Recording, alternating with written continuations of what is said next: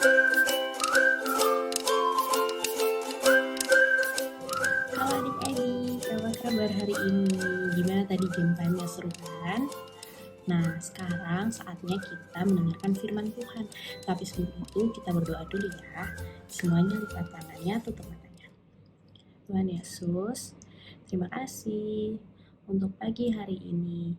Sekarang kami mau mendengarkan firman-Mu. Ajar kami Tuhan untuk duduk diam mendengarkan firman-Mu. Dalam nama Tuhan Yesus, kami telah berdoa. Haleluya, amin. Oke, sekarang kakak mau tanya di sini. Kira-kira kalian kalau melihat gambar ini tuh anak umur berapa tahun sih? Kira-kira umur 8 tahun gitu ya? Ya, dia ini tuh masih kecil. Biasanya kalau anak umur 8 tahun tuh ngapain sih kegiatannya?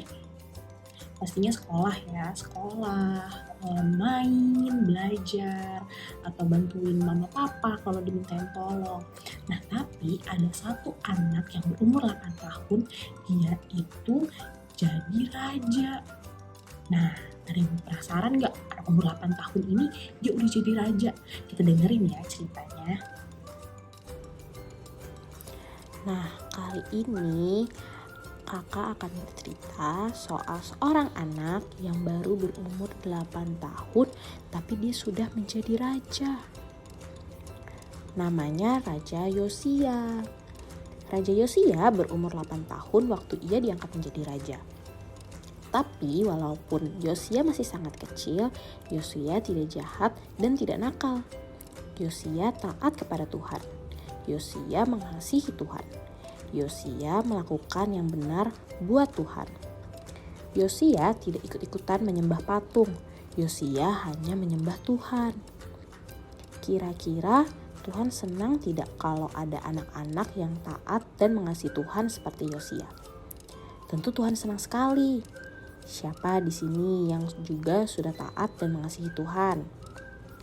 Kakak rindu nih setiap hari semakin taat dan mengasihi Tuhan. Setelah beberapa tahun menjadi raja, Yosia menyuruh orang-orangnya untuk menghancurkan benda-benda yang biasanya dipakai untuk menyembah Allah lain.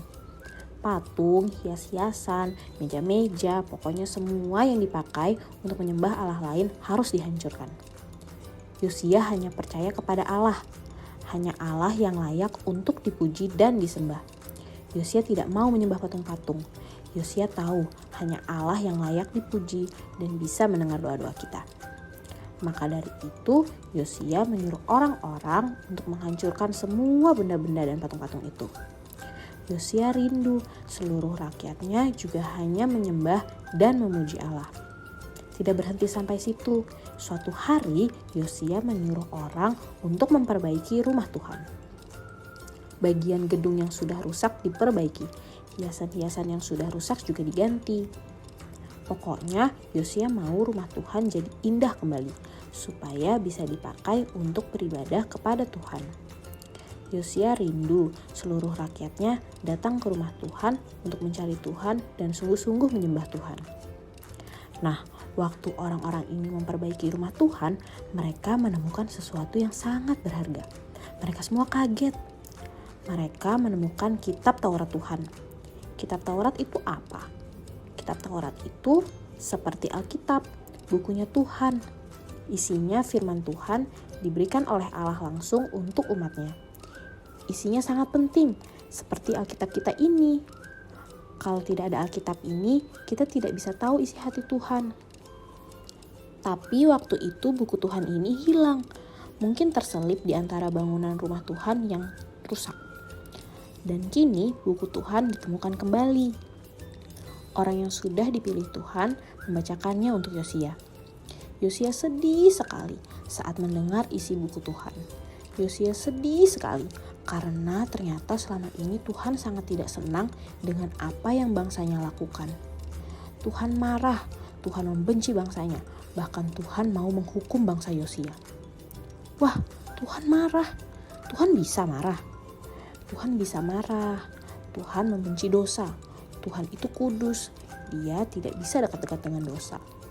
Tuhan membenci dosa. Tuhan mengasihi kamu dan kakak, tapi Tuhan sedih kalau kita tidak mentaati firman Tuhan. Tapi apakah selamanya Tuhan marah?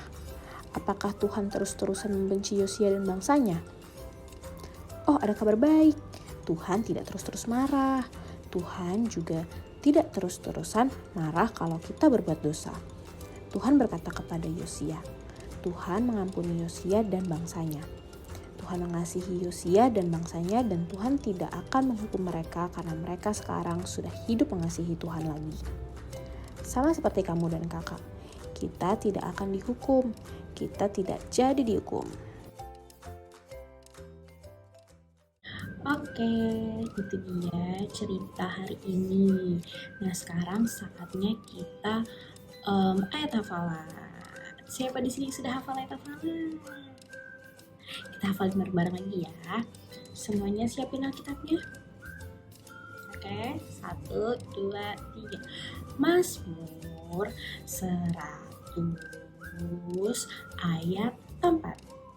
Bersyukurlah kepadanya dan pujilah namanya. Oke, satu kali lagi ya. Siapin Alkitabnya. Mazmur 100 ayat 4. Bersyukurlah kepadanya dan pujilah namanya. Oke, yang udah hafal minta papa-mamanya videoin terus kirim ke grup WhatsApp ya.